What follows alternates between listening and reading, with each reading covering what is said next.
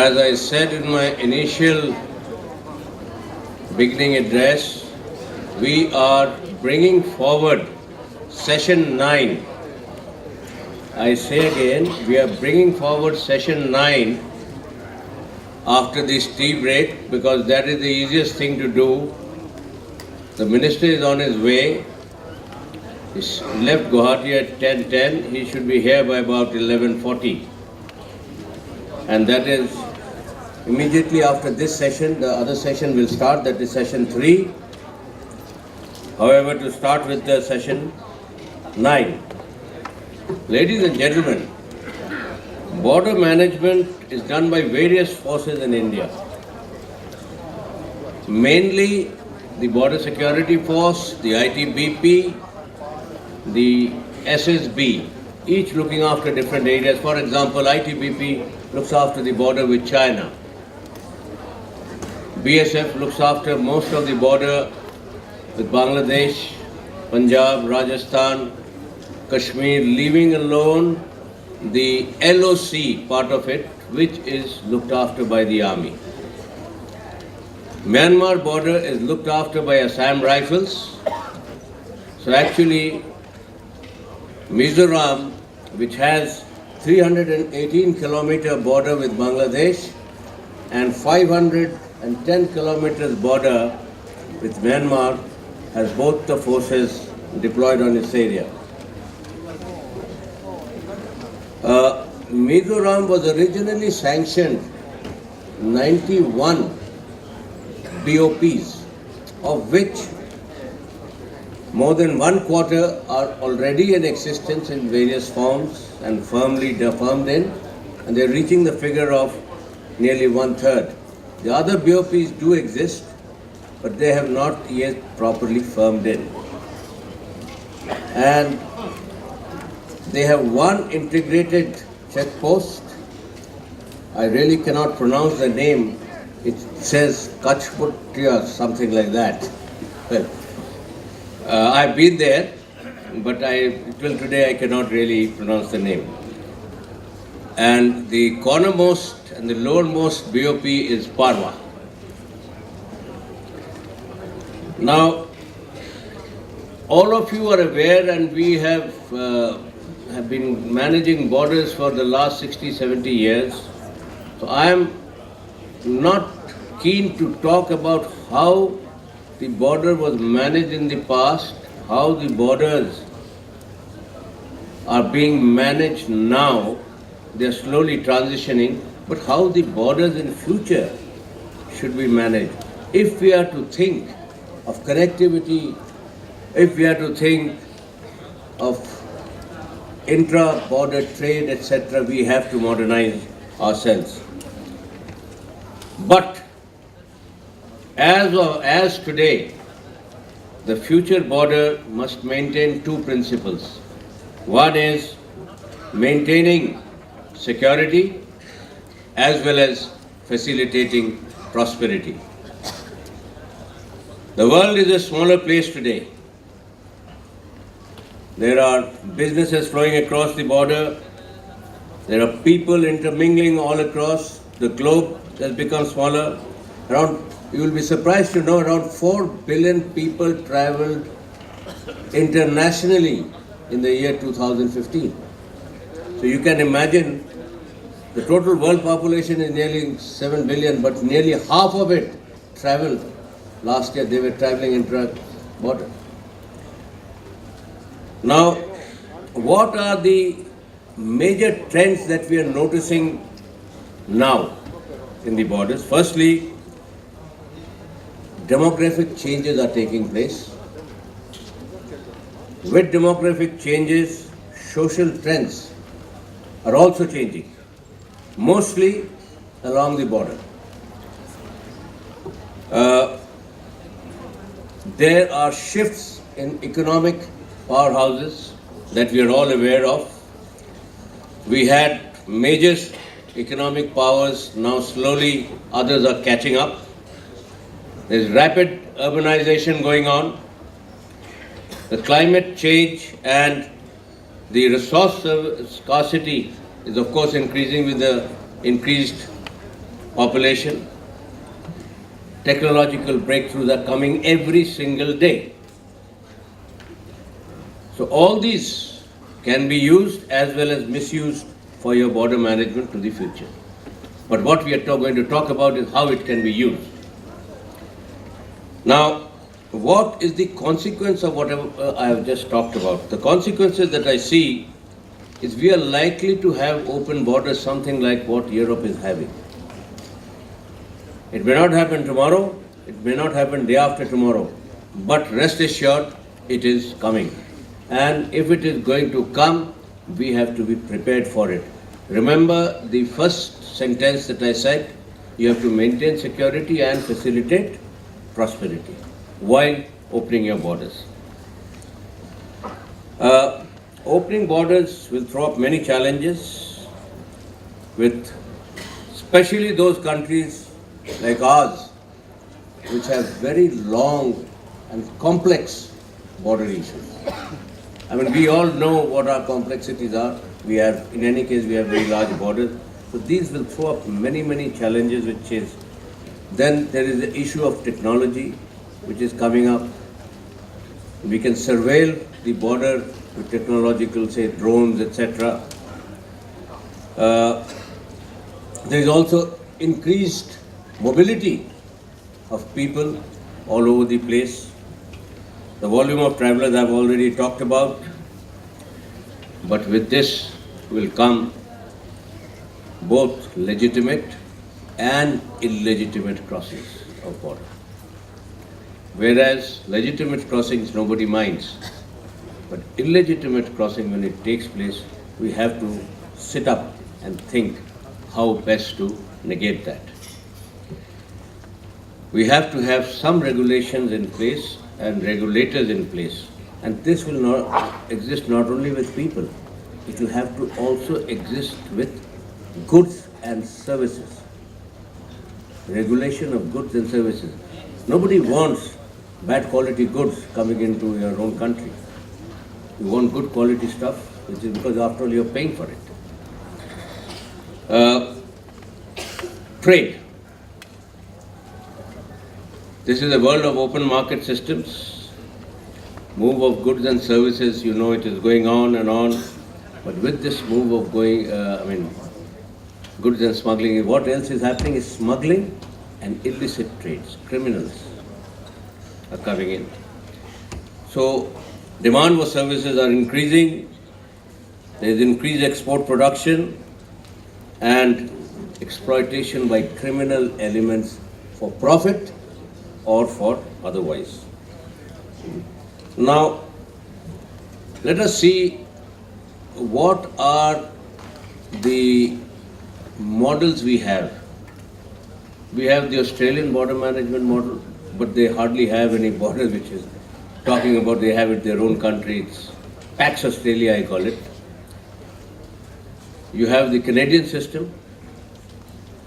You have the Midwestern, the Middle Eastern nations, and then you have the American-Mexico border model. After going through all of them, I personally felt, of course you have the European model also of open borders, I personally felt that perhaps the Canadian system would be the most ideal to take up. Now let's have a look, what does the Canadian system have? It is firstly designed to manage migration. You just can't go in and stick on there, throw out your passport and you say, well, I have migrated. No, it doesn't happen. It promotes protection, it promotes trade, promotes viability of systems. You will be surprised to know that across the Canadian and American border, the daily trade is supposedly $100 billion. I was quite surprised to hear about it. Then, of course, it promotes health, safety, and security. So that's a good model. If for those of you who have time, go through that. It can be followed. Now, border control. What form will it take? in our context. It has to be proactive, it has to be resilient. There's no doubt about it. You can't just sit down in your border checkpost and then you have to go out and see what is happening. And then within the various borders, there must be data exchange so that you know who are the bad elements, who are the good elements who can come in. If he stopped at one particular thing, next day he will try to go across in another border crossing. And there has to be coherent processes put in place as well as agile organization capabilities. Now let us take data analysis. As I said, it has to be from multiple sources across the border. It has to be from the immigration authorities. It has to be from your various intelligence agencies. It must be shared by the border countries. It must support national security at all costs. That remains the foremost. There is no change in that. Now, how do you verify identity? Today, you see major nations are using biometrics. It's a very good system to follow. And if this can be fed in to your data, you have a ready-made data as to who all can come in, who all cannot. Monitoring and surveillance would involve the integrity of physical frontier. And that, above all, I keep harping on this, remains essential. Over a period of time, perhaps one can loosen up a little once mutual trust has grown between countries, mutual money exchange is going on without any criminal elements coming in. It will, but some of them will slip through. You cannot really stop it totally. So, what do we do for effective integration and cooperation? Global border management, I've already read this, approach needs study in detail. And there is even talk of single department ownership. Now, what do we have presently in the border? I mean, I have served in 4 or 5 border areas. You have the Intelligence Bureau, you have the RAW, you have the State Police, you have the CAPF, whoever is managing, and 1 or 2 floaters of the state government also. So they all, I do not know whether they are working with a purpose. They are obviously working with a purpose. But why can't we have a single department ownership for border control? There's one point boss and he disseminates whatever information he gets. I mean, it's a matter that we can think about for the future. It's not going to happen tomorrow. So I see many army officers over here also. Maybe it is good to consider, maybe you can try it out in 1 or 2 of your posts.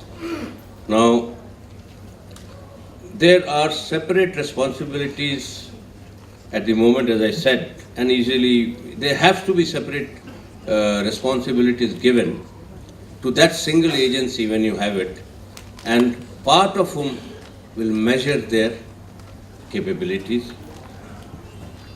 And if there are going to be more elements, then how many organizations are involved, it has to be known to the local commander. He must know what is happening and he must get his information fed in by all these companies, in case there are many agencies like it is happening today.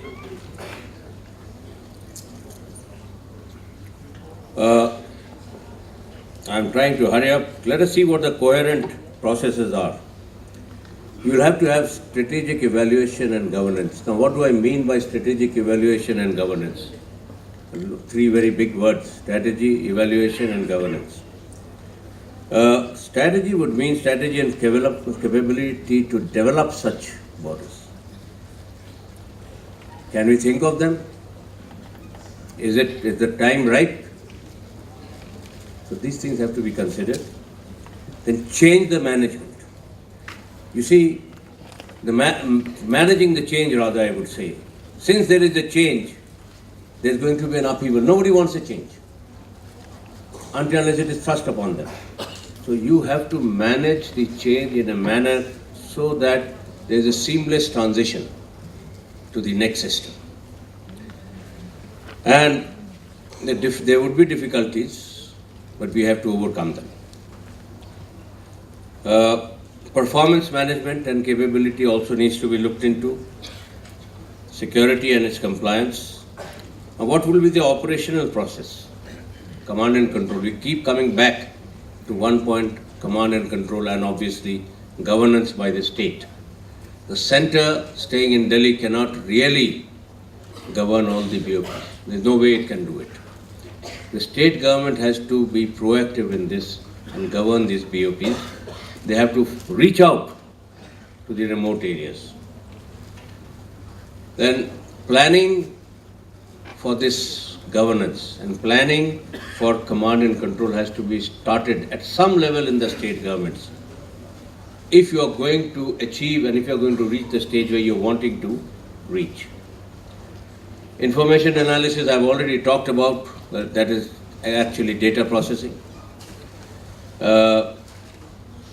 Then of course, execution.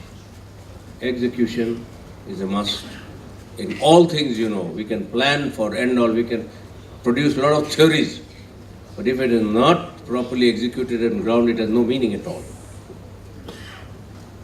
Now, what would be the enabling functions for such a change and what can be done? Let's have a look at that. We already have the system of integrated checkposts, ICTs, where the entire different organizations are going to work together. That will at least bring in the first stage of various organizations working together under one roof. And then they will have mutual trust of each other's working, each other's capabilities, each other's performance, and then act accordingly. Now, after you have done that, the same lot can be put under a single department. Mostly in our country, it is Ministry of Home Affairs or state government and their home department handling this. Perhaps, like in Germany, they do is one particular single organization which maintains the border control. And they do everything about it, starting from checking of passports to having the data about every single man entering, the trade entering, etc. Finally, you will need legal support. As for everything, there has got to be legal support by the nation, because the legalities of different countries vary. And since they vary, there may be a clash of reasoning. This must not be allowed to happen if you are going to build up friendship and trust. Now, coming down to the last, how do we go about it? I've already actually talked about. We must have the ability to reorganize ourselves. And this, there are many people who are managing borders here. This would mean providing velocity to this particular change that I'm trying to state. And that what this seminar will finally have to throw out, the velocity to this, then ability to create and ability to create and contain. Contain what? Containing illegitimate trade or illicit trade, and at the same time create value additions to your particular area that is under your operations. Ability to leverage. Now, when I say ability to leverage, it means basically collaboration between the two nations. Somewhere a system is different, over here the system is different. You should be able to leverage each other for your benefit as to what you want to do in future. And ability to generate also and utilize these new ideas which are going to be thrown up over a period of time. And I am standing here certainly not the fountainhead of all the knowledge. There are many amongst you who will be able to give it better, and there are many students. You all are our future. You will have to give these new ideas how to go about it. And finally, as always, ability to adjust and change with the times. Ladies and gentlemen, I have just finished my time. Let's have the next listing, please. And we are going to now have session 3. Pradeep? General Mukherjee, Professor Lianzala, please come up to the stage. Chibai, and welcome to all of you. Thank you so much for coming. I am actually going to modify the way in which I had planned to talk and deal with this session a little more because General V.K. Singh has got a little delayed coming, the Minister of State for External Affairs. So I'll do the introductory part of this session, but do my talk after Professor Lianzala comes onto the stage. At the moment, he is downstairs awaiting General V.K. Singh to come. So, Honorable Chief Minister, Sir, Poolalthan Halla, Honorable Mr. Muhammad Nazrul Islam, Member of Parliament, Bir Pratik, Minister of State for Water Resources, Government of the People's Republic of Bangladesh, honored guests, ladies and gentlemen, my friends. What we are planning to do now is, I'll just introduce the subject and introduce the session speakers and give you a little of the background talk before I come on to the formal introduction to the subject.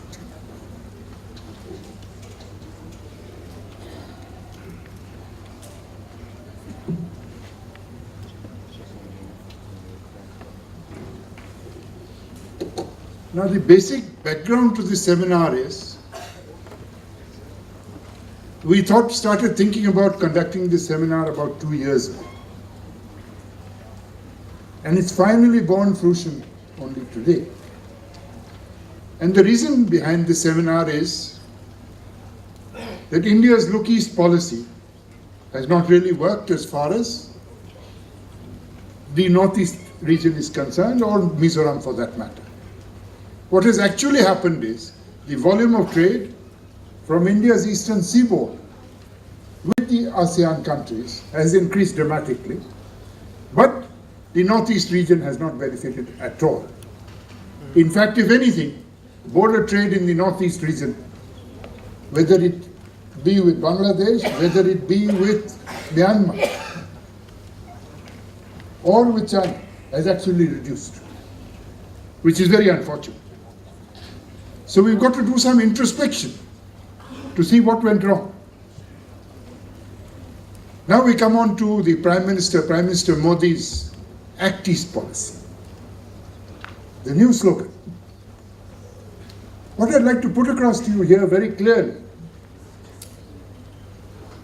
that this new policy of Act East can only work. It can only work if you evolve a homegrown policy to make it work. And the policy has to come from you, the people of the Northeast, the people of Mizoram. The mistake that has happened till date is policies have evolved in Delhi, many of which are not practical. The Honorable Chief Minister was very kind to allow me to travel all around Mizoram to see things for myself about a month and a half ago in the height of the monsoon. And it was an eye-opener. When I had a talk with the officials at Champai, a nice gentleman, Mizo gentleman, a superintendent, he put across to me that our development plans are cockeyed.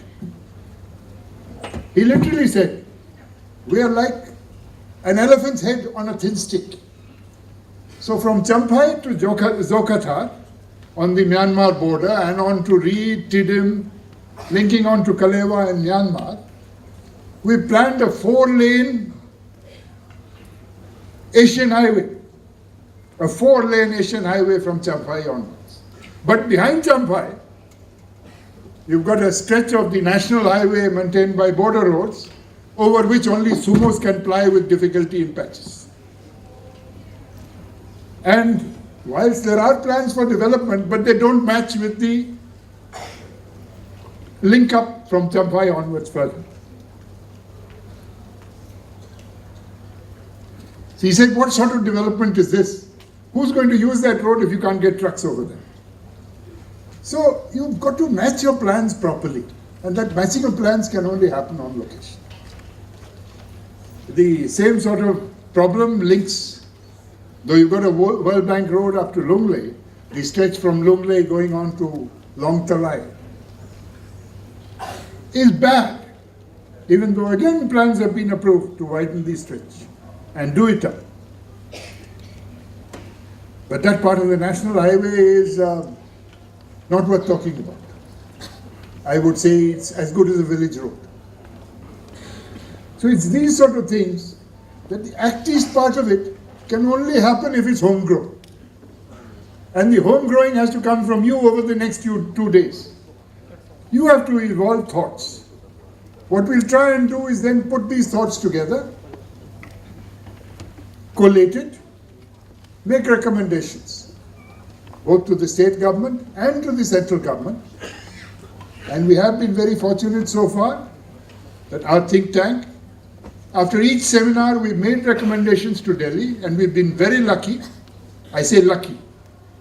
No credit to us that about 90% of our recommendations have so far been accepted. But I'll go a step further from there. The aim of the seminar is straight up on the slide. I'll read it out, as you won't be able to read it properly at the back. To examine the feasibility of Mizoram being the gateway to Southeast Asia and recommend what needs to be done to central, and recommend what needs to be done to the central government, to the state government, and to the Mizo civil society.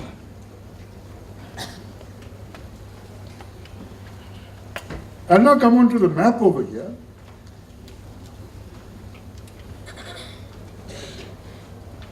This is Mizoram over here, Manipur up here, Myanmar down here, Nagaland going up there, Tripura this side, Bangladesh there, and West Bengal and Dhaka here, Assam up north.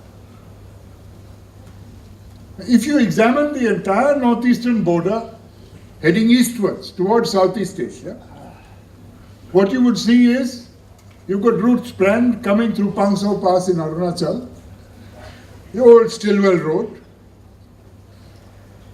which used to head on to Yunnan in China.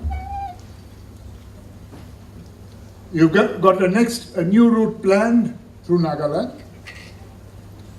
You've got an existing route through Manipur via Imphal, More, Tamu, Kalewa, and then linking on further to Mandalay and then on to Yunnan, or going south on to Yangon and then the rest of Southeast Asia. And as you go further south, the next set of routes is through Mizoram. And the first set of routes to Mizoram is coming from Aizawl, linking on to Champhai, and then from Champhai going on to Zokathar. These are approved routes. On to across the border in Myanmar, on to Tidim, Kalewa, and then going on to Mandalay, linking up with the Freedom Road that the India Friendship Road that is being constructed already, linking on coming from the More-Tamu side. Now, of these routes, the northern route through Pangsau Pass, I've commanded troops in that area, I've served in that area extensively. It's an extremely difficult route. A lot of work is involved, and the area is infested with insurgency. It's going to be a long, long time before that route can be opened. The next route is through Nagaland, again disturbed at the moment, and the road totally undeveloped. In fact, the concept of opening that route has only just started. Next you come on to Manipur, the route via Imphal, going on to More, Tamu, and then on to Kalewa and Mandalay,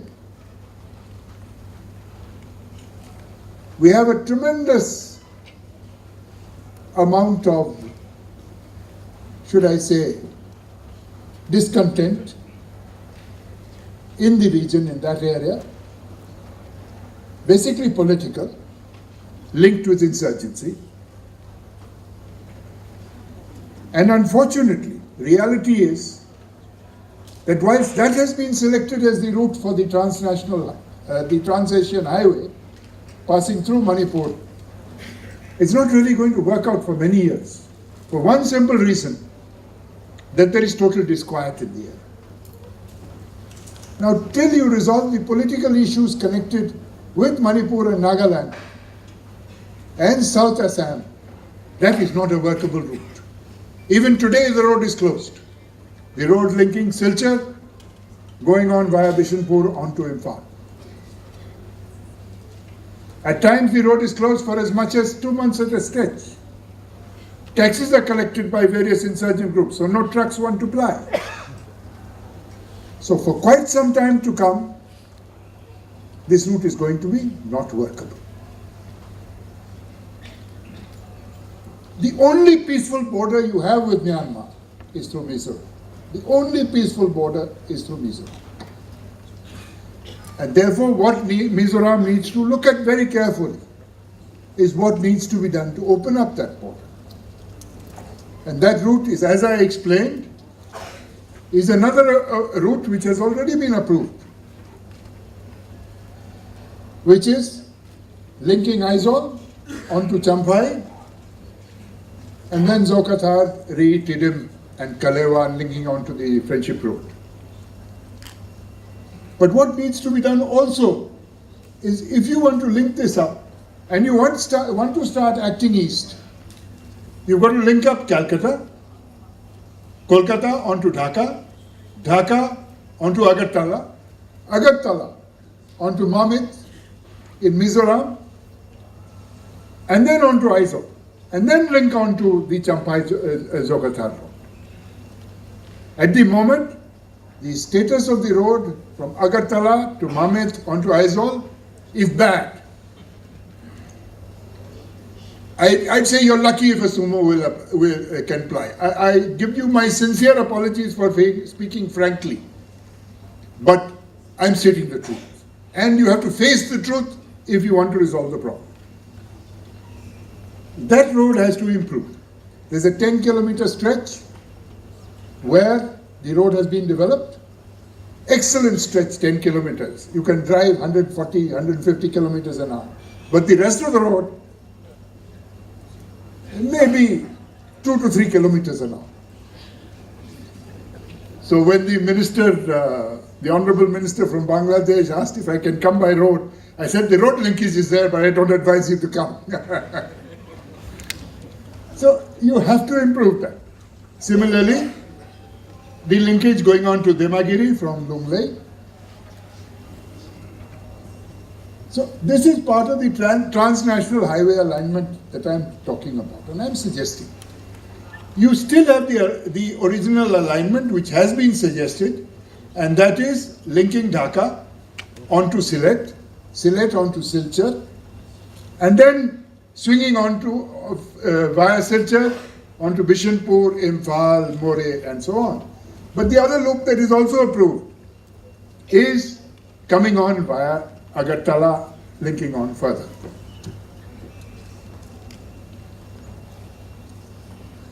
Landing at 12.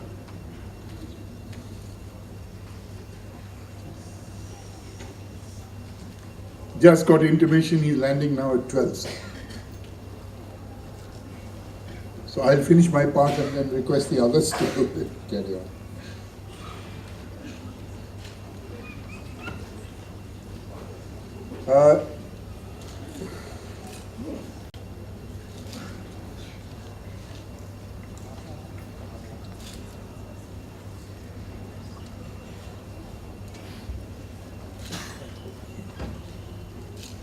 And therefore, what I am suggesting is that this route be developed as an immediate link and the northern route passing through through Manipur be developed as a side link to this.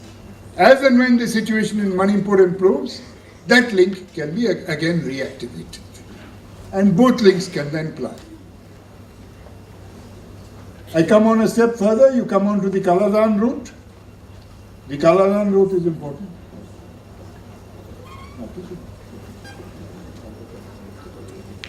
Okay. Is the Kaladan route. Again, the road has to be improved, linking on to Longtalai. Thereafter, I've driven physically, going on further south towards the Kaladan route. Unfortunately, whether you take Tidim side or you take across the Kaladan route, there is no development yet on the Myanmar side. Sitwe, a little bit of work has gone on, little bit of work around Paletwa in Myanmar, in the south. But other than that, very little over here. I have one other suggestion regarding the Kaladan route. You are looking at multimodal routes. But multimodal how? Deep sea port, transship to coastal craft, transship to river watercraft, then transship to road. Not really a workable proposition. Please put a road through all the way to Sitwe. Link on to the port which China has leased at Kwakpu in Myanmar, which is further to the south of the map. And then from Kwakpu link on to the new Chinese superhighway that's going up.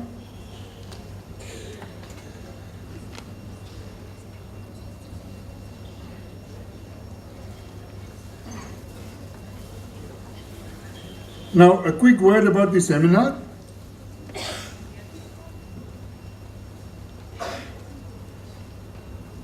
The most important thing in this seminar is we purposely put question marks. And the question marks are Mizoram gateway to Southeast Asia. Question mark. Why question mark? Because the only way it can actually become a gateway is if all of you are involved and you decide to make it the gateway. At the moment, there is a psychological block. And I'm very frank with you. I've spoken to businessmen in Mizoram. Mizos. There's a Kaladan route coming up. What are we going to use it for? What trucks will ply? Similarly, Zokatar route. Again, what trade will ply? Will the route opening bring in migration, illegal migration? Will it change our culture? All these issues have to be resolved through dialogue with your people. Amongst the Mizos, if you don't do it, you will not come up with ideas. And along with this, you have to look, this is the last point I really have, you have to look at Mizoram's strengths. What are your strengths? Strength number one, your strategic location sandwiched between Bangladesh and Myanmar. Any route to Myanmar has to pass through Mizoram. Strength number two, small, highly educated population, colossal amount of land available. So your strength is land for agriculture, forest wealth, bamboo, tourism, and the service sector for your youth. That service sector is going to give you the jobs. Now you've got to decide on how to do it. Mr. Chatterjee here has been wonderful, and on behalf of CII is going to announce setting up a skill center in Aizawl for the Mizos. And you have to develop the skills in all these sectors. Now, the moment you've made up your mind that you want to be the gateway, then you've got to decide on what you want to do, what needs to be done. I think these 2 days are very important. And I'd request all of you to come tomorrow also. Tomorrow there'll probably hardly be any VIPs here, but all of you must come because you must open your mouths and you must be frank and tell us what you need to do so that we can record it. Thank you very much.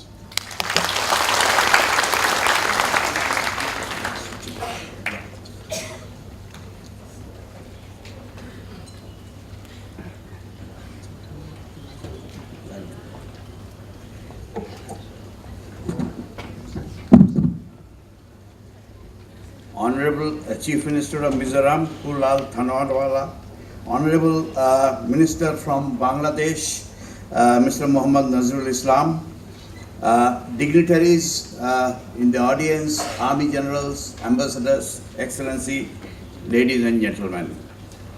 I have been coming to the Northeast for about 15 years or so, and I have seen more seminars than I have seen activities. So I hope this is a seminar to end all seminars, and so that the activity starts and the seminars end. Frankly, if you ask me, I see the Northeast as an area, a region of immense contradictions.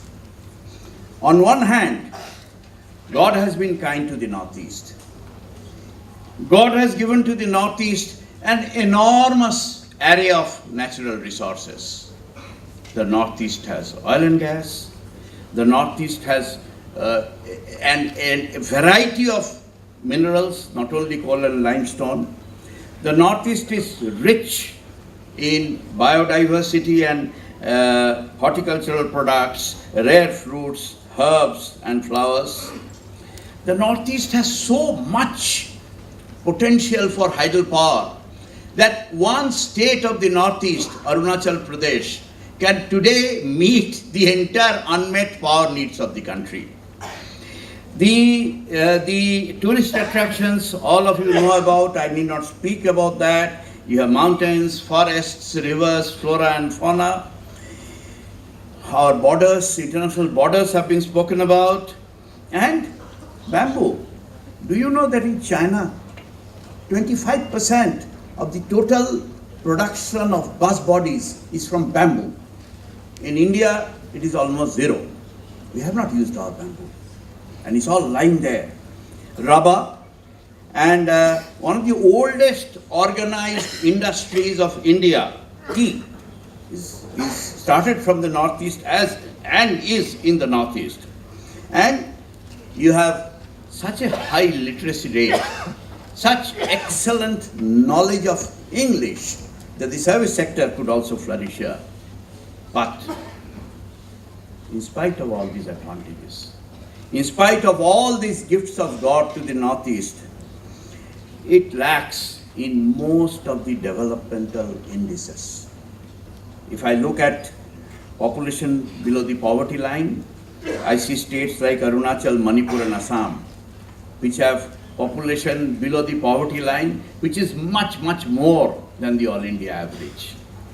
If I look at unemployment figures, I look at states like Tripura and Nagaland, which in spite of small population has unacceptably high levels of unemployment.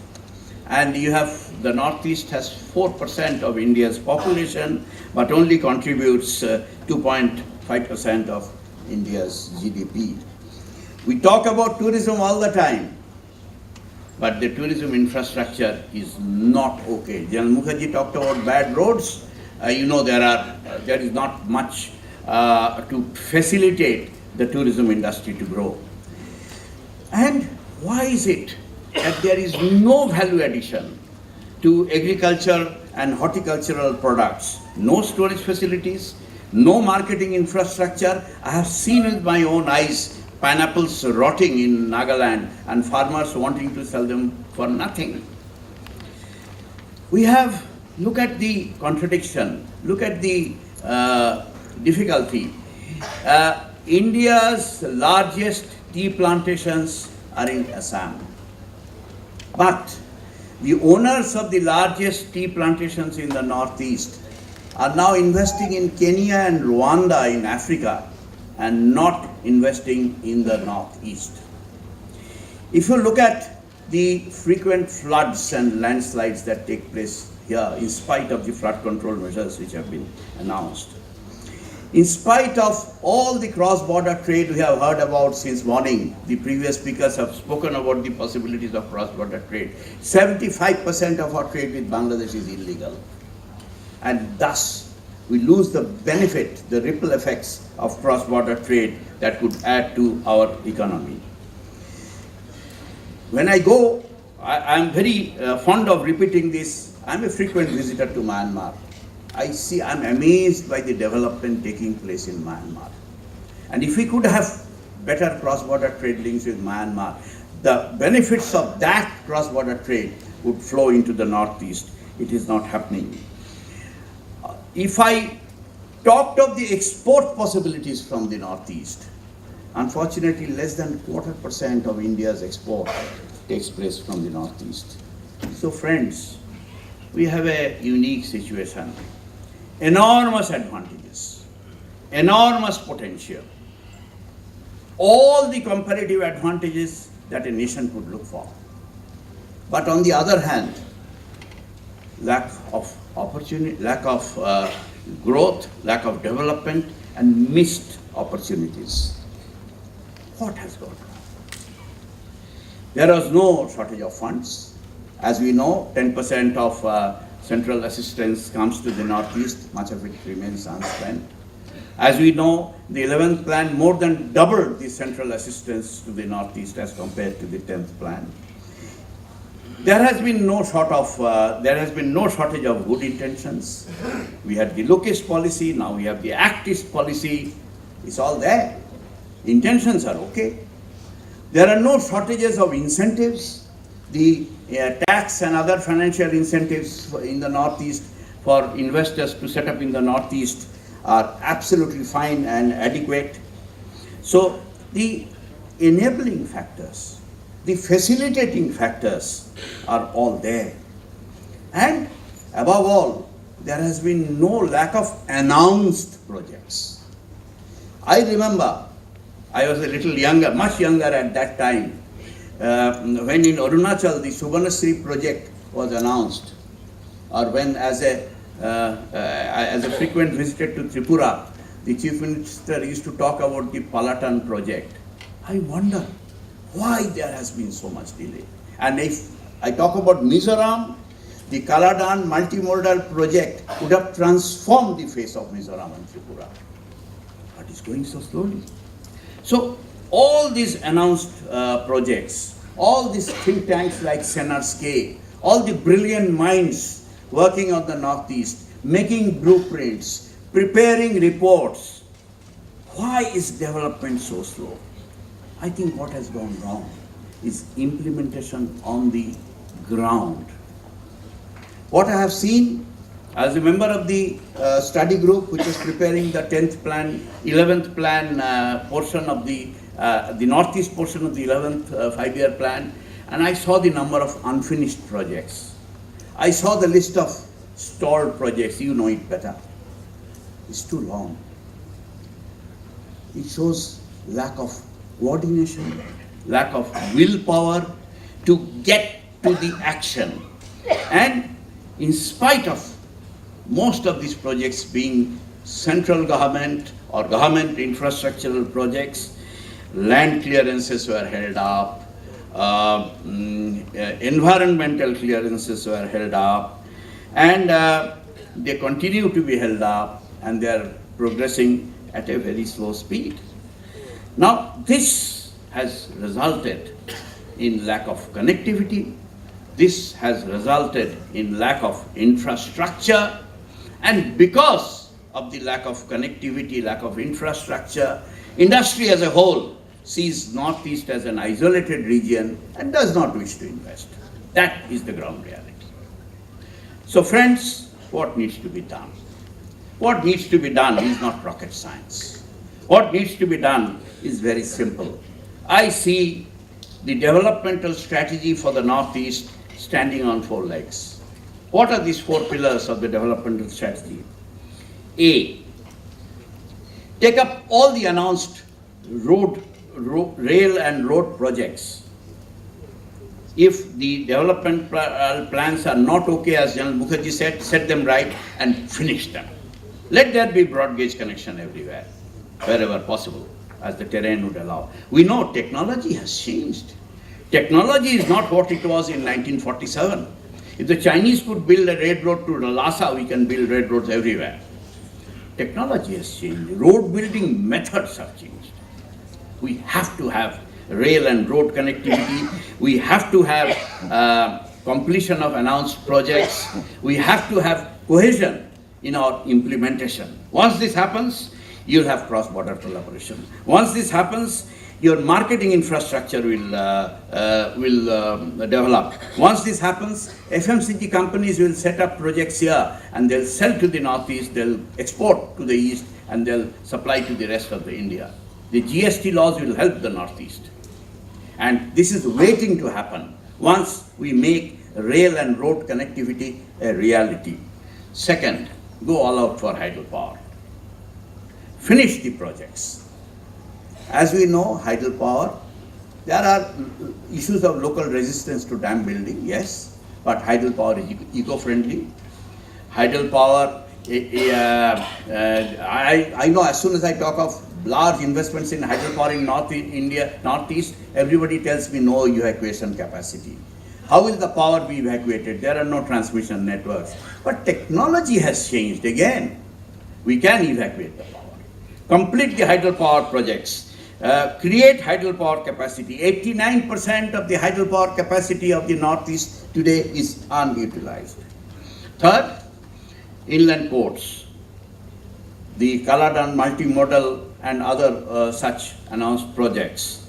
Inland riverways, inland navigation. This will give a boost to transport connectivity and cross-border trade. And last, once all this is done, Northeast is a ready, ripe area for investment. If Indians can today go and invest in Africa, they'll not invest in the Northeast. I refuse to believe this. Investment will flow in. You won't have to create investment summits. You won't have to organize seminars. Investment will flow in. But create the infrastructure capacity, create connectivity. To conclude, I will end here. My time is running out. Connectivity is the key. Infrastructure development is the key. Once this is done, you will find that the Northeast is no longer looked upon as a consuming center. It will be looked as a region for value addition. There will be value addition to agriculture. Young boys and girls from Northeast will not have to go to Bangalore and Hyderabad to find jobs. They'll find jobs here. What will happen? Today, Mizoram has one of the highest GDP growth rates in the country, but other states will catch up with Mizoram. And I see Northeast as a place where the spiral of development is bound to start and will therefore become a leader in development. Thank you very much.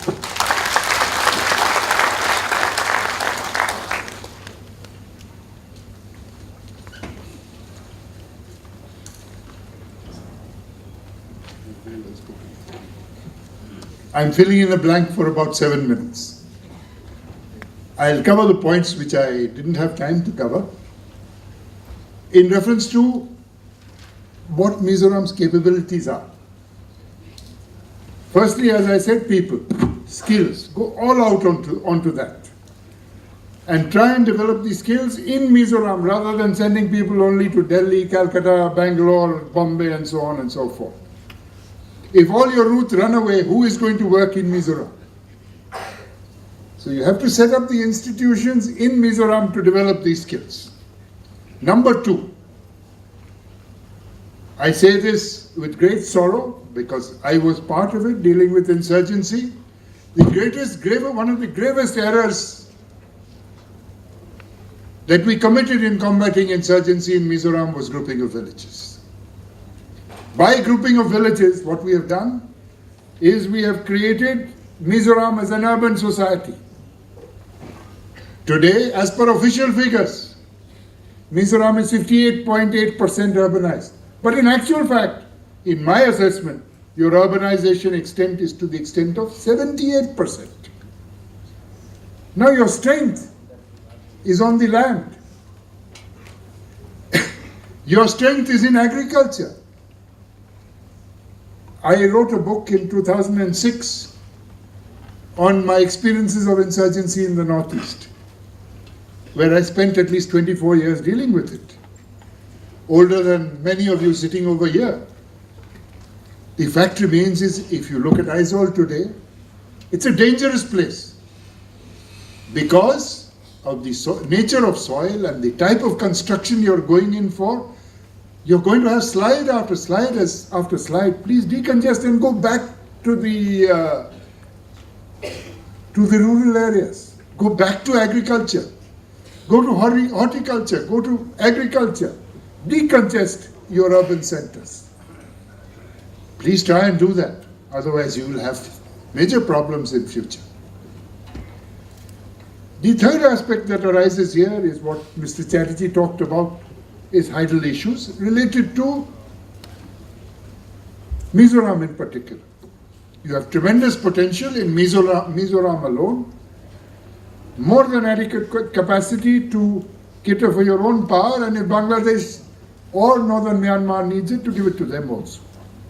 So please develop it. There was a problem with Tipaimuk earlier, but I think through dialogue with Bangladesh, the Tipaimuk problem can be resolved. And that could be redeveloped. You have a tremendous amount of gas and oil, which is still to be developed. You have to scratch your head and think carefully what you do in relation to that. Connectivity networks are going to be established across Mizoram. Now you have to think of what nature of cess you are going to apply, what nature of value addition you will apply. I'm just going to give you a few thoughts. Bamboo. You will forgive me criticizing. I would suggest Mizoram look at the bamboo enterprise set up by two Sardarjis along with the Meghalaya government at Burnihat. A huge enterprise. But they have located the bamboo enterprise where they can get labor. Mizoram's problem is shortage of labor. So putting a bamboo enterprise at Lengpui, which is what has been done, you're not going to get adequate labor and it can't go large scale. The place to do it is somewhere near Varante or somewhere like that, closer to the plains. Now, the issue here is, if you take the example of Burnihat, today they are commercial. They're getting contracts from Indian Railways to make the railway sheds and all out of bamboo corrugated sheets. Mizoram has 40% of India's bamboo. And bamboo regrows in 4 years. You have to develop the bamboo industry fully. You have tremendous potential for export on the bamboo front. Similarly in horticulture. Again, tremendous potential. Your potential is in land. Please use it to the optimum. As I said, in skills. Now, as far as your skills are concerned, please look at, with all this connectivity coming up, the hotel industry, the tourism industry, the ecotourism industry, all that, and develop these skills.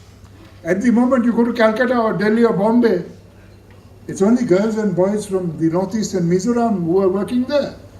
And you ask those hoteliers, they said, we want them because they speak English. They do a wonderful job. They're much more reliable than the plains people.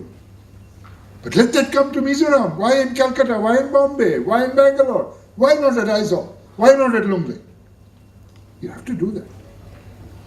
Now I come on to the issue of border hearts. Each border heart you go to transacts not less than 15 to 20 lakhs on each heart day. Trade both sides.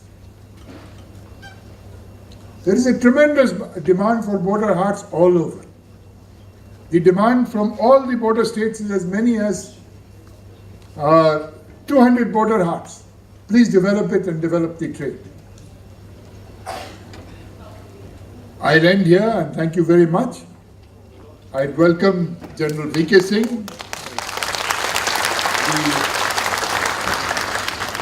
Honorable Minister of State for External Affairs, Government of India, and I'd request Professor Lianzella and Ambassador Krishnan Srinivasan, the former Foreign Secretary of India and former Ambassador to Bangladesh, onto the chair. I'd like to also introduce the other speakers of this session today. The session is being chaired by Ambassador Krishnan Srinivasan, the former Foreign Secretary. Professor Lianzella will be welcoming. I have already finished my talk, so I drop out of the program. General VK Singh would be giving the address to you. Then Pul Alsanhola would also be giving the welcome address, the address to all of you, the introductory address. And the Honorable Minister from Bangladesh, who has a tremendous reputation from the Bangladesh war period as a freedom fighter and has done a tremendous job thereafter in Bangladesh in development of water resources and other facilities, as also trade between India and Bangladesh. He would be giving the keynote address. Over now to the chairman. Thank you.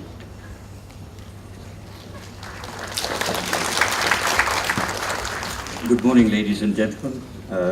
It's my pleasure to ask the Vice Chancellor, please, to give his welcome address.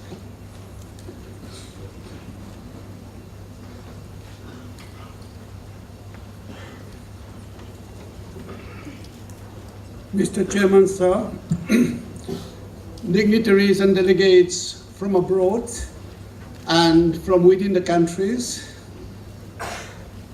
deans and heads of departments of this university, MLA, parliamentary secretaries, and those other government officials, and special invitees, my dear student friends, and ladies and gentlemen. It's my proud privilege to stand before you to welcome you on behalf of this university and on behalf of Mizo people. It's really nice and opportune time to have this international seminar, and the theme of the seminar is very, very relevant for the present day economy here in the Northeast and Mizoram in particular. So those of you who come for the first time from abroad and from within the country, we welcome you to this Mizoram state, the land of enchanting hills. Enjoy the beauty of Mizoram, the flora and fauna of this beautiful state, and you enjoy your stay here in the campus. Our campus is eco-friendly campus. Anyway, for those of you who come for the first time, I'll share about the university later on. So going back to my exact portfolio for this, welcoming you. I extend our warmest welcome to our minister, honorable minister, who comes from Bangladesh. It's not easy to come and participate in the seminar in a foreign land. But you took all the trouble to come over here to grace this seminar and to be in our midst. And those officers who accompanied him, we very much welcome you, and your presence make a big difference here in this seminar. We very much welcome you, sir. And then another is our Union Minister who come from the center, Minister of State for External Affairs. Though he is not in his best of health, still he made it a point to come here. And sir, we very much welcome you here to this beautiful campus of Mizoram University. And your presence here shows that you are strongly determined to come over here and to bless this international seminar. I would like to call out all the names, the delegates who come over here, but because of time constraint, I'll not name you, but I would like to tell you that we really, really welcome you to this very University and to this very international seminar. We also would like to give a sincere welcome to our Honorable Chief Minister, Pulal Thanpola, who is all and all out for this university's development. And at the same time, we also welcome Madam Ri. The two of them, the couple, we used to call them the most elegant couple here in Mizoram. And with them, there is a grandson who is one of the tallest guy among the Mizo. Can I please ask you to please stand? Let's welcome him with a big hand. Thank you so very much for accompanying grandparents. Okay. And those of you, the MPs, MLAs, and the organizers, senators, and those of our colleagues, special invitees who are present here, we very much welcome you to this international seminar, particularly those resource persons who had already presented your papers and who will be presenting in the session to come. We welcome you. Because coming to Mizoram is not an easy task. When you land also, you don't know whether you'll be able to go out because the weather cannot be predicted. But one thing that we'd like to tell you is that your strong determination pays, and your inputs in the seminar will be, I know, remembered and will benefit the participants as well as the state of Mizoram. So instead of naming all of you, my colleagues also, and those who are here, the students, those who are present here in this iconic building of our auditorium, we welcome you.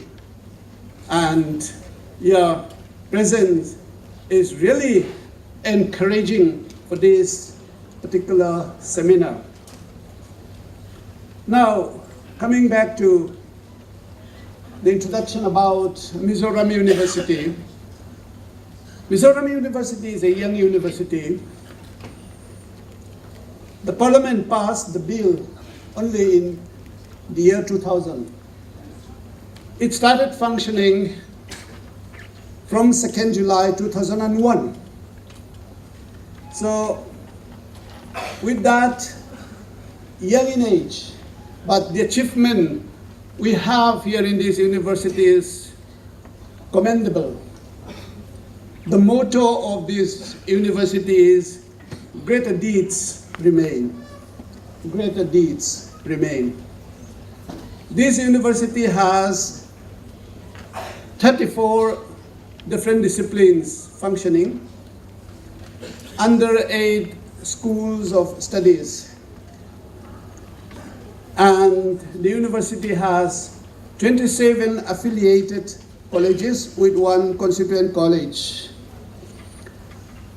PG students, postgraduate students including MPhil, PhD, total 2,644. And the area of this university is big enough, slightly less than 1,000 acres. The NAC accreditation awarded this university A grade. A young university getting A grade is something to be proud of. And Green Audit of Mizoram State gave this university also A grade. It is, as I said, eco-friendly campus. National Institute ranking framework ranked this university in the whole country as 51st. And as our Honorable Ministers has already experienced, this university has 2 helipads within the campus. And the university has automated, or when we consider about e-governance, the progress is very good. Within a few days, a few months, the whole campus will be Wi-Fi connected and all these facilities will be there. And solar street lighting and solar heating are available here. You might want to know about the faculty position here. The total teaching faculty is 214. Professor, 64. Associate professor, 21. And assistant professor, 129. Administrative staff, 337. That is the strength of this university. And MOU had been signed with various reputed institutions, and example like University of Minnesota, and also some other in the foreign, and even within the country also.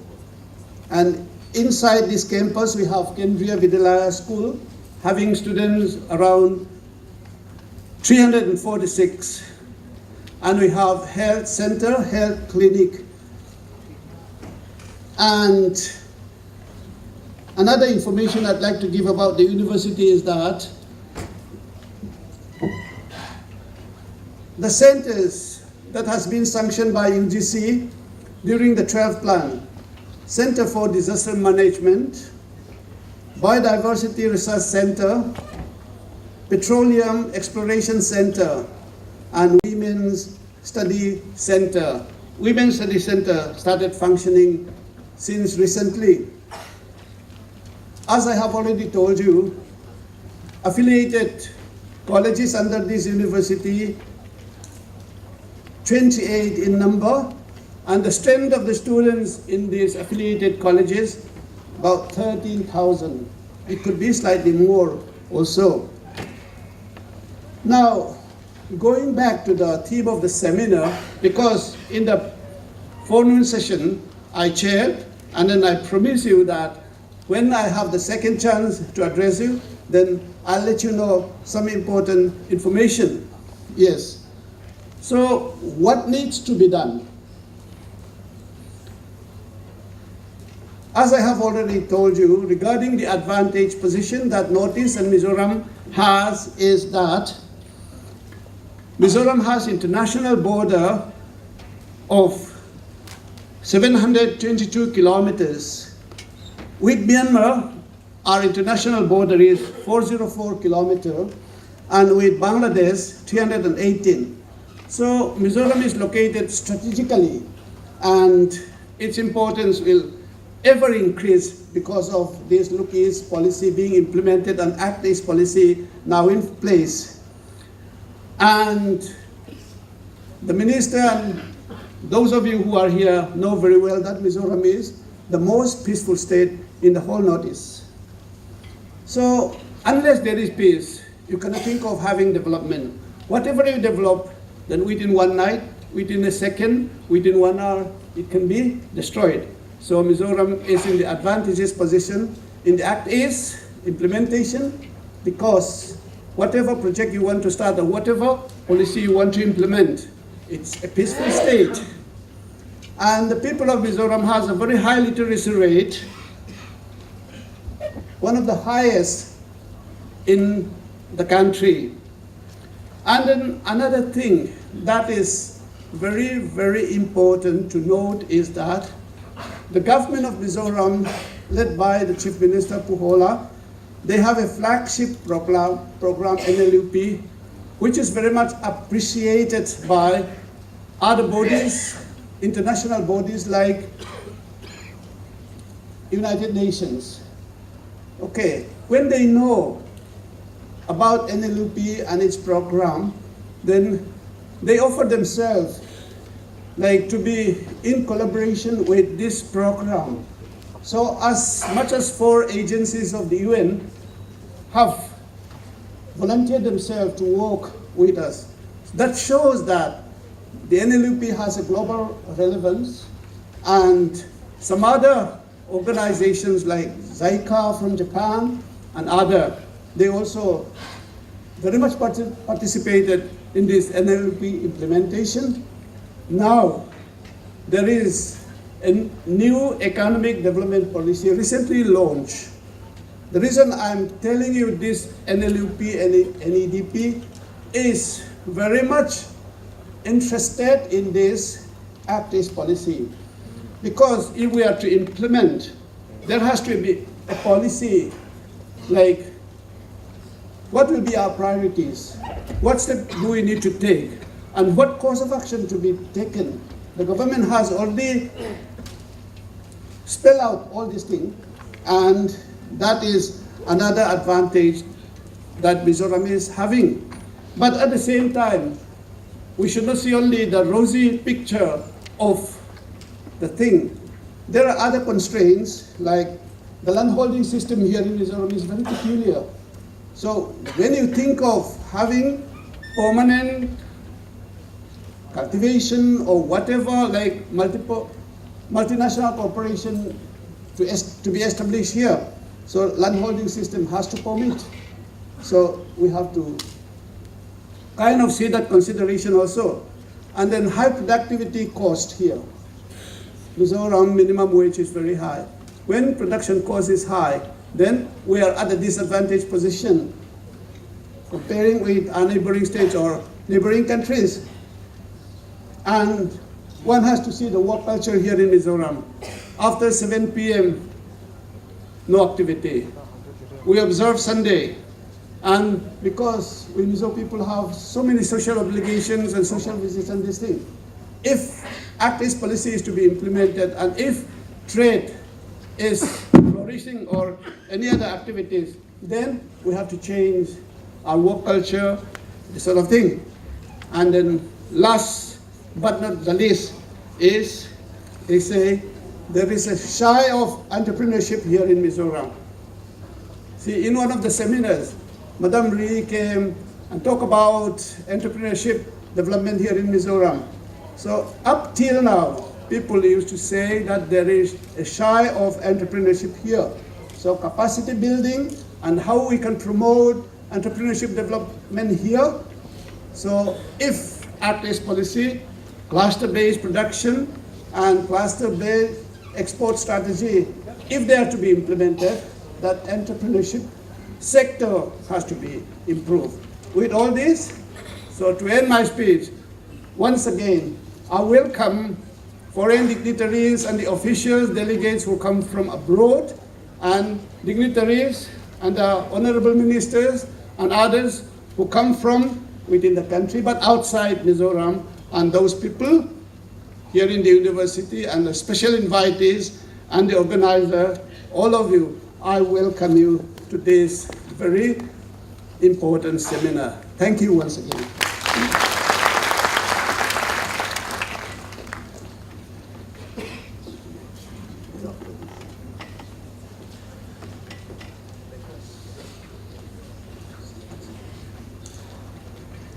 Thank you very much, Mr. Vice-Chancellor. Now it's my privilege to invite the Honorable Chief Minister, please, to give his inaugural address.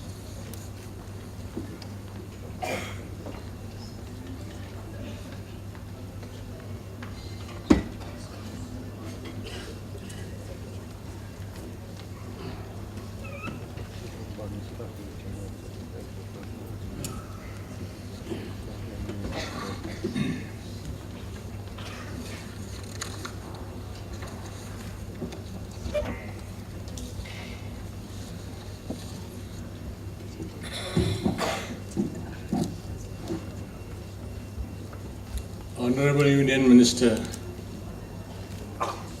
Dr. V.K. Singh, Excellency Mohammed Nazrul Islam, Water Resources Minister, from a friendly neighboring country, Bangladesh,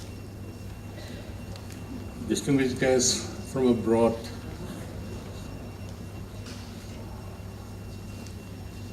dignitaries of the local government, ladies and gentlemen, friends, and my dear students. It is my great privilege to be here in this very important seminar. The importance has been spoken about by the previous speakers, and we have learned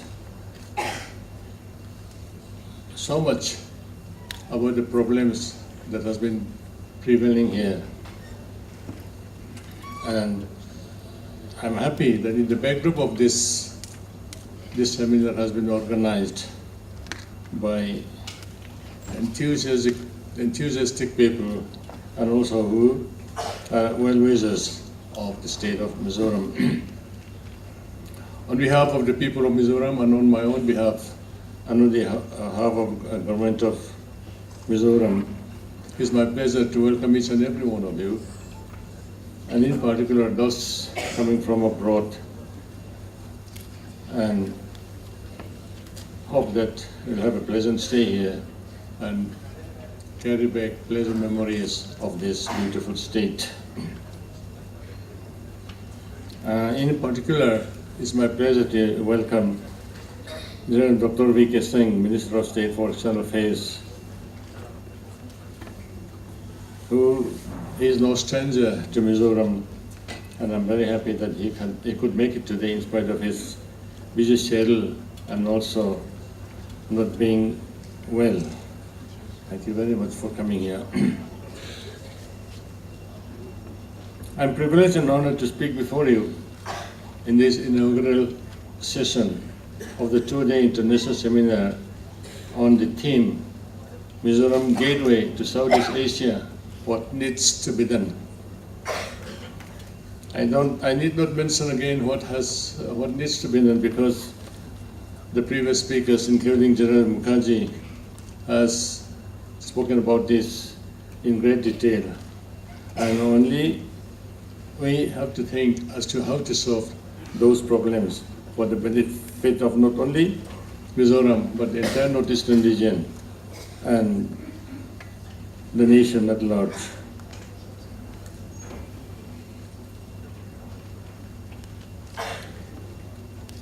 And this this seminar, right from the beginning, has been from when it is conceived. General Mukherjee has been very kind to inform me all about the strategy and what they mean to do, not only for Mizoram but for the entire northeastern region.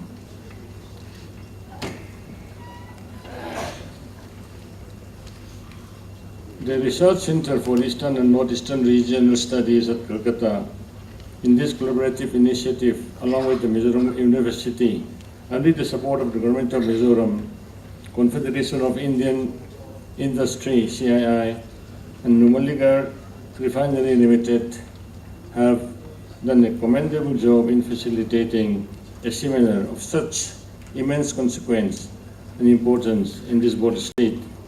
The seminar assumes special significance with recent renewed efforts being made by the Honorable Prime Minister in reviving India's Look East policy into Act East, and directions for the country and the northeastern region, particularly in the light of inferences being made that the Look East policy has not really benefited the northeastern region in general and Mizoram in particular.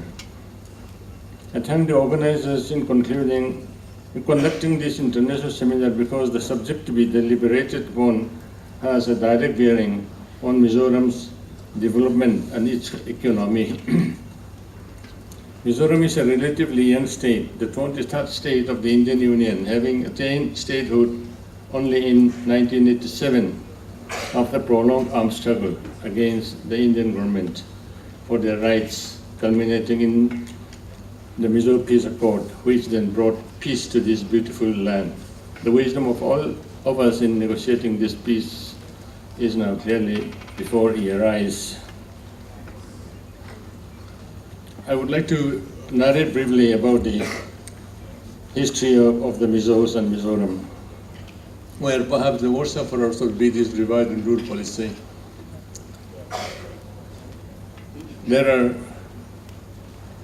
We have been classified by the British as we say Chin Kukiklan. And when these three dominions, Indian Dominion, Burma Dominion and Pakistan Dominion were created, we were divided into three dominions. There are more people belonging to Mizoram ethnic group in Myanmar than we are in Mizoram at the moment. And also we have quite a sizable population in Bangladesh. And at one point of time, when it was East Pakistan, the police force was almost dominated by the Mizo ethnic group. Until today, most of them are still very active in the process of building a prosperous Bangladesh. Even in our own country, India, we are divided over 4 states, that of Manipur, Assam, Tripura, and Mizoram. Recently, I had the opportunity of visiting the Mizo occupied areas in Myanmar, and I could see that development has taken place in a much faster pace. And after the new government has been installed, people's expectation of the new government has been very high. And I could see that they are eager for better communication, improvement of relations with government of India. And as was briefly mentioned by the previous speakers, Mizoram has been inflicted with insurgency for long 20 years.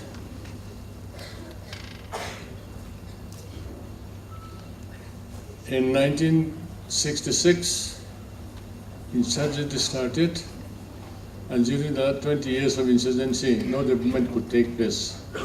Not only that, because of the grouping of villages and the army in operation,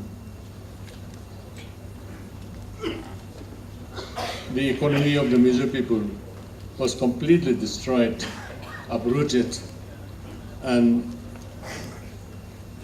not only that, even the Mizo society, which used to be a very beautiful society, close-knit society, classless, and there was no crime.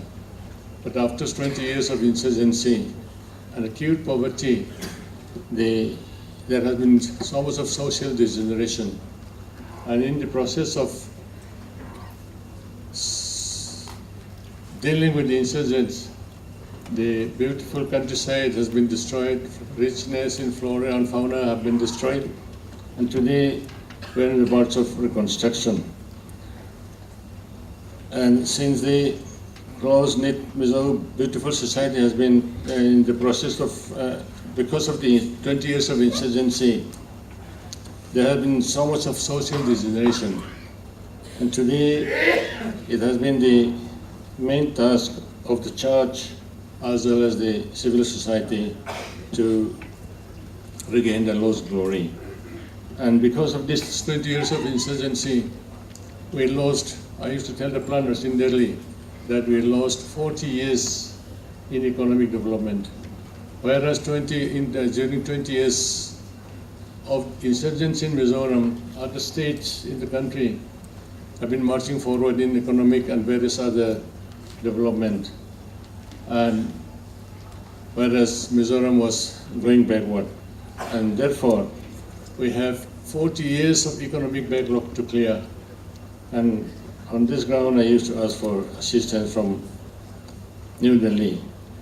As General Mukherjee and other speakers have rightly pointed out, there is a lot of things to do in the Northeast, and particularly in Mizoram.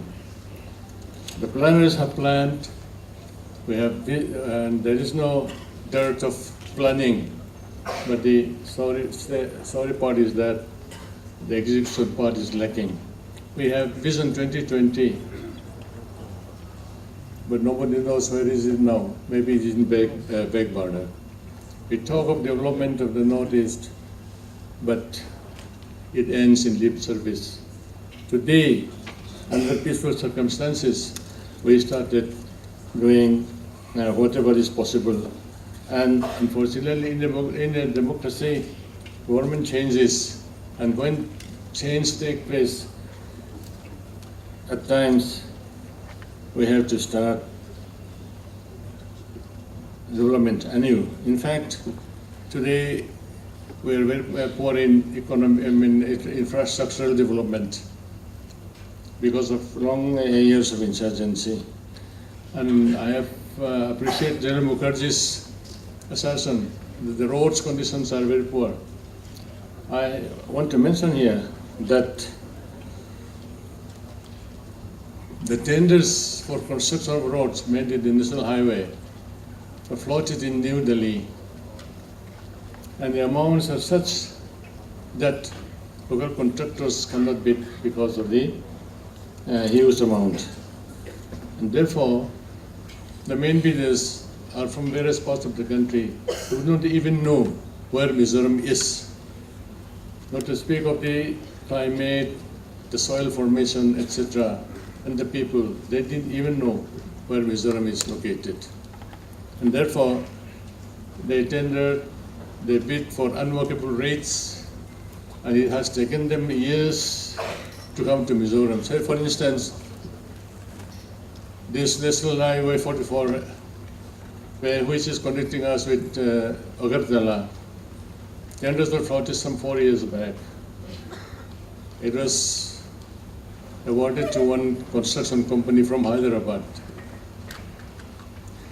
They refused to come for quite some time. And after urging them for a number of times, they set up their names here and started working.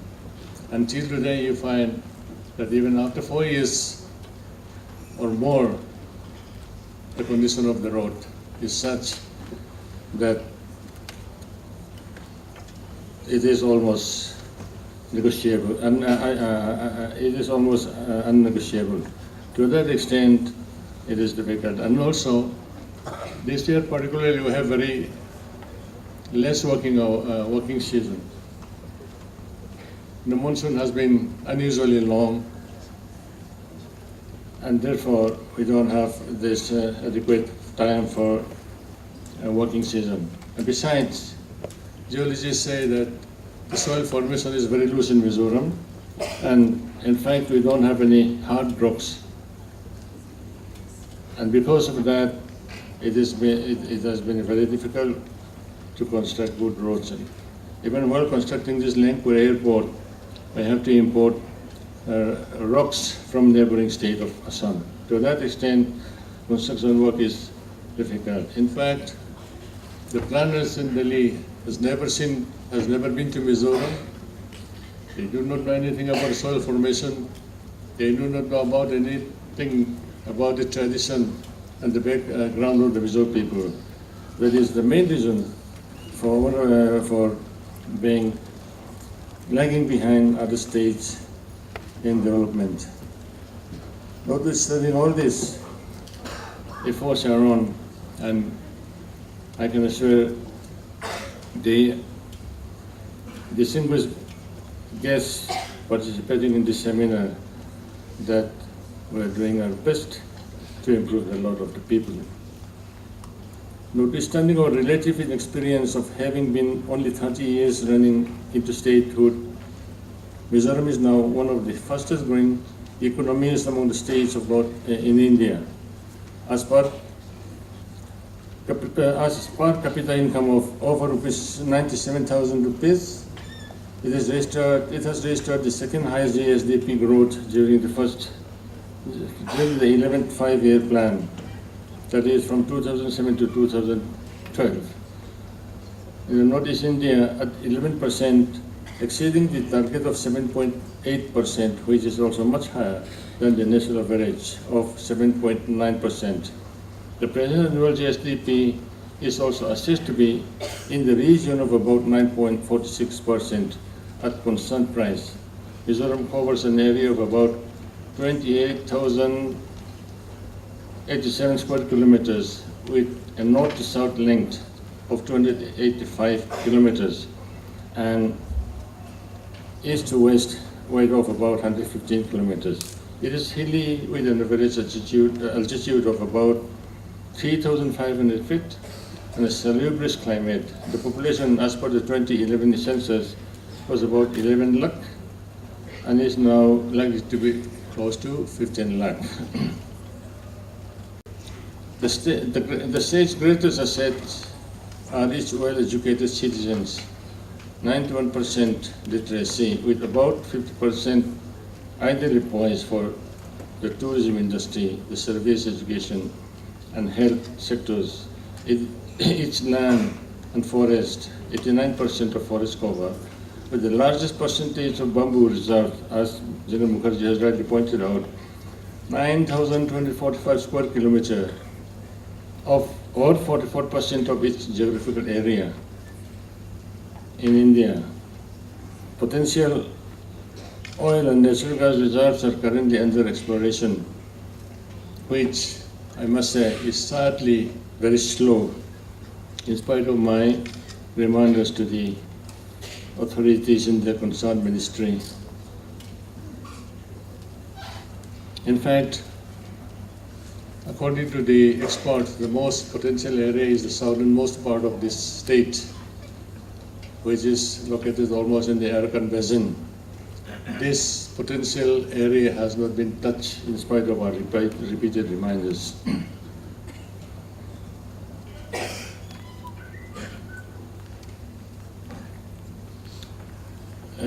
We have pointed out the potential about electricity. Of course, we have around 4,500 megawatt capacity if all the rivers are harnessed. At the moment, 2 big rivers are being harnessed, and one of them is being commissioned in early next year.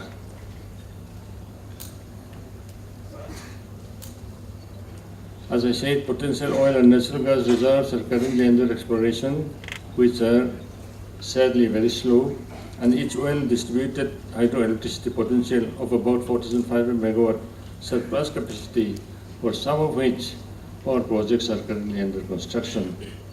Mizoram, though landlocked, is therefore ideally positioned on geographical, commercial and cultural considerations to become an effective bridgehead of economic and cultural connectivity between India and the Asian countries through the Northeast Corridor. Mizoram ends where Southeast Asia begins, and this bridgehead can lead to the emergence of a new horizon of development for this state, the northeastern region, and the country as a whole. It will promote trade-led growth, a growth path that the northeastern region has of necessity to adopt. Economic integration of countries at the global level has been generally beneficial. In fact, some countries that did not take this path seem to have been deprived of large benefits. Besides, there is a compelling reality and convincing logic for the northeastern region's economic integration with the Southeast Asian region. We must accept the fact that Northeast economic link with the mainland continues to be tenuous and will remain so for years to come due to logistic problems and constraints which will take a long time to get resolved. The only option for the laggard region to come out of the economic backwaters is to link the region's economy with one of the fastest growing economies in the world, that is Southeast Asian economy. It can happen through open trade goods and services between the two Asian subcontinents. We have learned and we have heard about this from the previous speakers. Last but most importantly is the fact that Mizoram is most strategically located, sandwiched between Bangladesh and Myanmar as the southernmost state of the northeastern region. It also has common borders with Assam, about 123 kilometers, with Manipur about 95 kilometers, and with Tripura about 65 kilometers.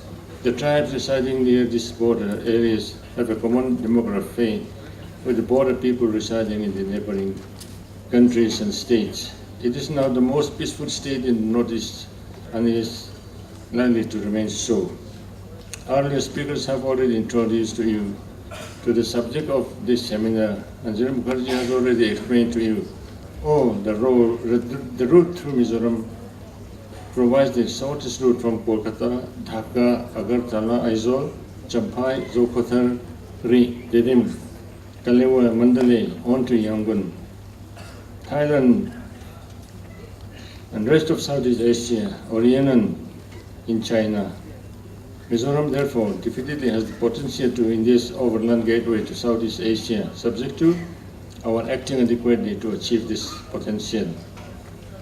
For this to happen, it is imperative that the ideas, thoughts, and conjoint action on this matter emanate from all of us to make this happen through evolving our own solutions towards that end.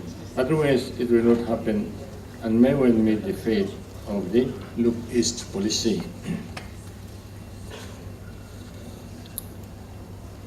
In fact, this Kaladhan multimodal transit project has been started since about 35 years or so. And when the UPA ministry was installed in Delhi, they accepted and declared Look East policy. And now I am deeply grateful to the present Honorable Prime Minister, Mr. Narendra Modi, that he has even sanctioned more than 2,000 crores for construction of roads beyond from Myanmar border to Situe port. In fact, we have constructed road from Long Klai, the last point in the National Highway, to Myanmar border. And if the Burmese government construct this road as proposed, it will be linked with Situe port. And that has been our main aim for the gateway for trade and commerce with Southeast Asian countries. We must especially put across our hands in friendship to our neighbors. We must conjointly create the infrastructure on either side of our borders, progressively create much softer borders, and go all out to increase commerce and trade. In fact, I've told the Honorable Minister from Bangladesh also that we have been working on border trade with Bangladesh in Demagari since many years, but nothing has been done during our absence. Therefore, when you came back in 2008, I had the opportunity of meeting Sheikh Hasina, the Honorable Prime Minister of Bangladesh, in Delhi. I discussed with her about this border trade, and she was very much enthusiastic. And immediately, the next day, she declared to the press that we are going to have one more border trade with India within Mizoram. And as a follow-up action, she sent their High Commissioner to Mizoram, and he visited the location of the place there. And perhaps he was the first leader amongst the Bangladesh leader to set foot on that proposed border trade card.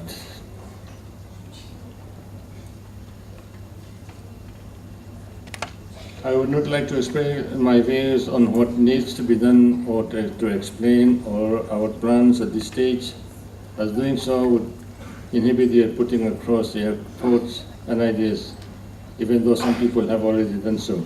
Frankly, on the matter, please do therefore put across your views forthrightly. Only then can we succeed.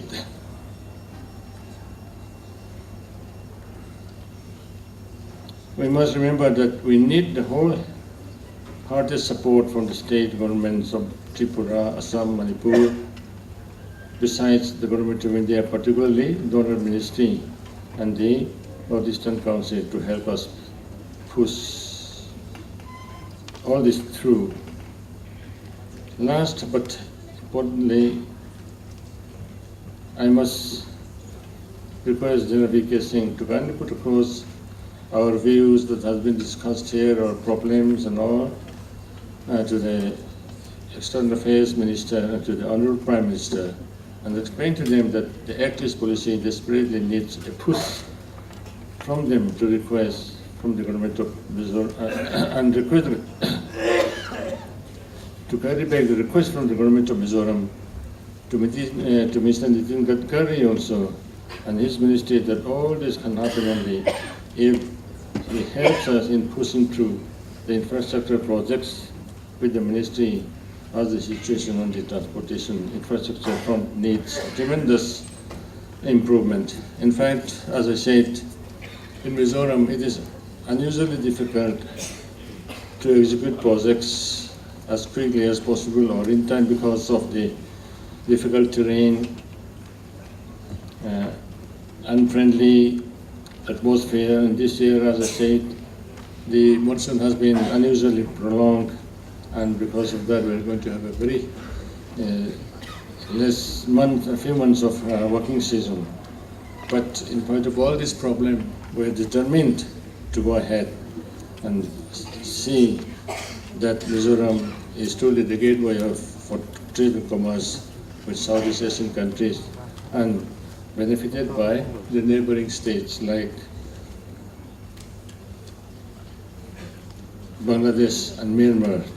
With these few words, I once again thank the organizers of this seminar, and I'm very happy that quite a good number of people participate in this seminar, even from abroad.